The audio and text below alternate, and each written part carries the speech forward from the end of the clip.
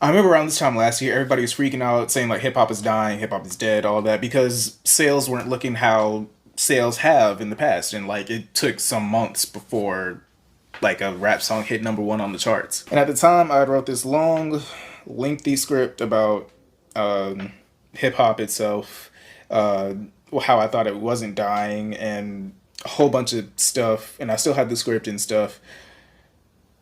It would have been a long ass video. I didn't feel like editing all that. And since I scrapped that video idea of the past, by and large, I'd say probably the biggest, lengthiest part of the video was probably me talking about hip hop fans and how trash they are. Right now, hip hop is hip hopping and stuff. You know, Kendrick is out here randomly popping his head up like a groundhog and shitting on the competition. So I thought, why not talk about some hip hop? So I guess I'm gonna open up the discussion to that, as well as do a couple other hip hop videos that I have planned and stuff that I've been delaying. And I'm a bad content creator. I'm working on that though.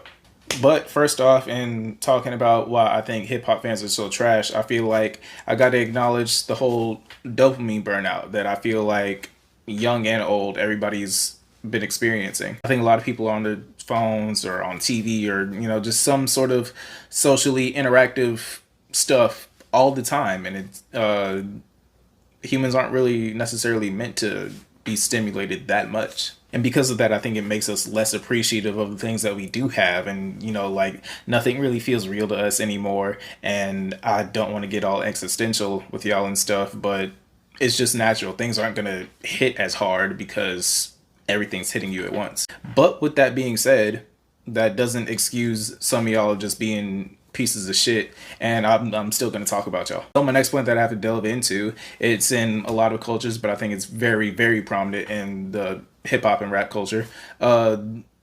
Just calling shit mid. I don't know if it's a hard concept to grasp that you sound like a condescending douche whenever someone puts a new artist or a new album or a new song in your face, and like the only response that you can come up with is and that, of course, can ultimately be attested to the whole dopamine burnout thing that I was talking about, but still, like, fuck you. Another problem with hip-hop fans is that everything gotta be a damn joke to y'all. Y'all be in comment sections and all sorts of other shit, just ready to make somebody laugh that you ain't never met. I honestly don't know why rappers be like paying for promotions on like these big Instagram pages just for like 60 niggas to be under the comments and just say who, and like those same 60 niggas like those other 60 comments and shit. Y'all won't listen to a full song. Y'all won't even listen to a full snippet. Y'all won't even read the whole fucking caption before you just go down in the comment section trying to clown a nigga. Another problem with hip hop fans, y'all are really, really fickle, and y'all will switch up on an artist overnight. If you would have told me a few years back that like nobody's gonna be fucking with Chance the Rapper and Roddy Ricch anymore, I'd have been like, nah, nigga, that's eat-er. Like everybody loves eat-er. But now the second you drop a trash album, you just do some shit that people don't like, it's fuck you. And now you just on the fucking joke list without the other trash niggas. And the only real way that you can escape dropping some really trash music and like people still kind of have you in their good graces is if it goes number one, because niggas be sucking dick on sales. But that's another point that I'm gonna get to a little bit later.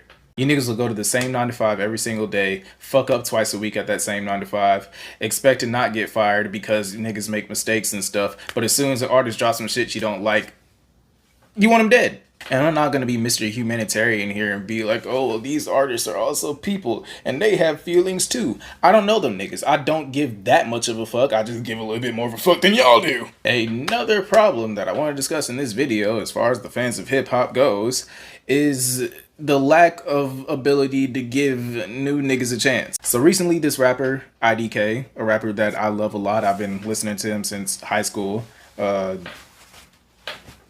out to IDK. IDK tweets out that the big three should retire and make way for new artists to take those said crown. It's bad enough that in the comment section there's 50 fucking who? And it's even worse that the fact that his name is IDK, so even more cornier niggas were popping up like, IDK, who this even is? But it's the fact that niggas had the nerve to be like, oh, well, if you want to be in the big three, then you should just make the music to do so. Which is ultimately just such fucking bullshit because one, the nigga has been dropping great music for years and y'all niggas just don't listen to him. But two, like I said before, y'all be sucking the dick on streaming numbers and who's going one and shit. And that's the only reason that the big three is who the big three is. Because if we compare discographies, especially within like the last, say, 5 to 7 years or so, there's a lot of other rappers who have been dropping a lot better albums than fucking Drake, but that nigga is still in the top 3. And I'm not even gonna pipe up about Drake fans too much because y'all honestly deserve your own video about how damn annoying y'all are. But I'm gonna burp.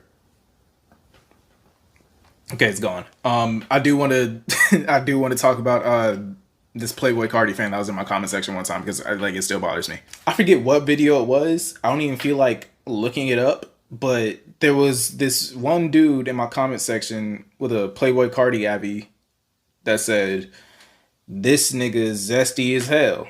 The fact that you go around listening to and supporting a thong wearing vampire and then hop up in my comment section trying to put smut on my name.